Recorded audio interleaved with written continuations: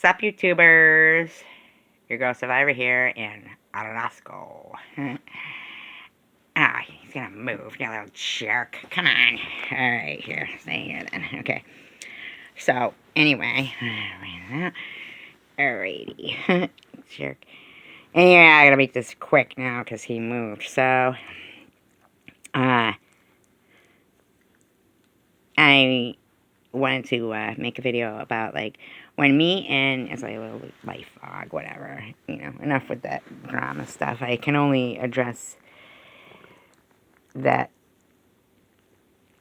as it was addressed, and that's that. It's a shame for people like that. But anyway, so when me and my daughter's father split up,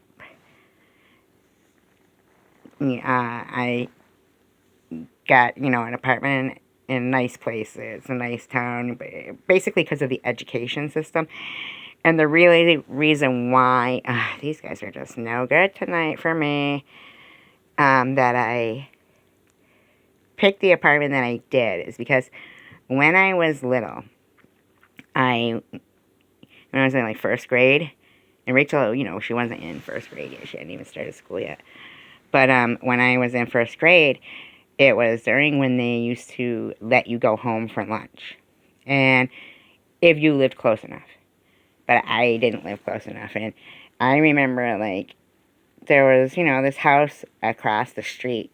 And I could see it out the window from my desk. And so, you know, I would always wish I could, like, I would imagine myself, if I didn't feel good at school one day, or, you know, or lunchtime or whatever, I would, like, imagine myself that I lived there at this particular house, and I was inside watching cartoons, you know, eating my lunch, and then I could go back to school. It just made me feel, because I was, you know, first grade, it kind of gave me a sense of security, I guess you could say. So, and I was always the new kid in school. Like I said, we moved around all the time. So, when, you know, me and my daughter, when I picked out the apartment I picked out, it was because you could see it from the school. I wanted her to, you know, I wanted her to always have, like, a good, you know, a foundation. Like, you know how runners, when they sprint and they've got that, you know, launching pad, like a good, firm launching pad that, you know, is her home, you know. I didn't want her to be moving around all the time, and I wanted her to be able to see home. So, now I had been under the impression, it was kind of expensive rent, because it was like a kind of, you know, nice town, good education, and good library. And so I did apply for housing, right? Because I thought it meant that you could live where you wanted to, and they would pay a portion of your rent.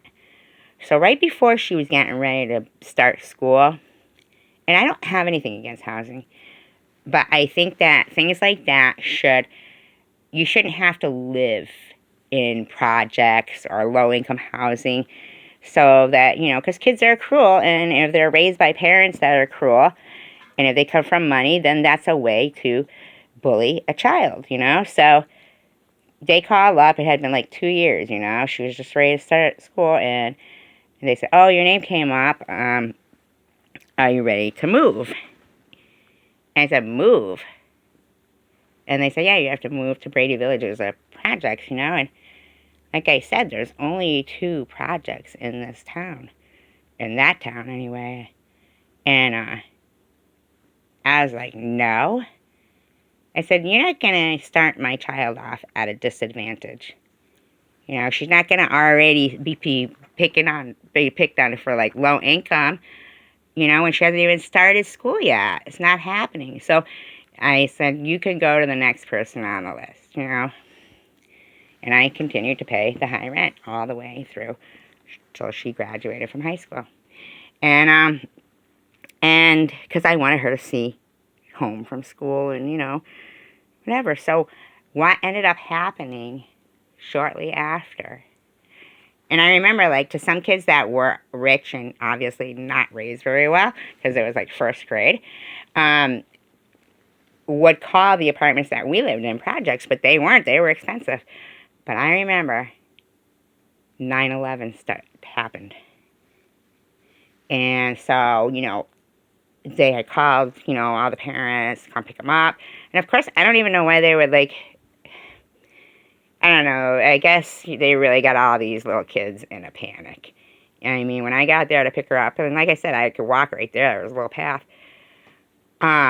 Every kid there was bawling their eyes out because, they were having to wait for their parents to come get them and stuff. The only one not bawling her eyes out was my daughter. And it turned out that all the kids, now suddenly, those apartments didn't seem so bad. They were like, oh, you're so lucky. You could see where you live. You could see it's still standing. And she was the only one who felt the security. And I was glad I was able to give that to her. And I would never, ever, live under someone else's. In fact, I stopped dating till she graduated from high school because I couldn't be 100% of a parent, You're arguing with your boyfriend, then, you're miserable. And, we'll be happy for you. You're in a good mood with but it's just, I wanted to be able to invest time in her. And I knew time would fly quick. So I wanted to really have time with her. And so, I just feel like she went through the same school with the same friends, and and I wasn't going to have, some boyfriend that, he's basically, you're held prisoner to that. If they want to kick you out of their house, then you're out, and that's that. I wasn't putting anything to do with my child and their security onto anyone else. Wasn't happening.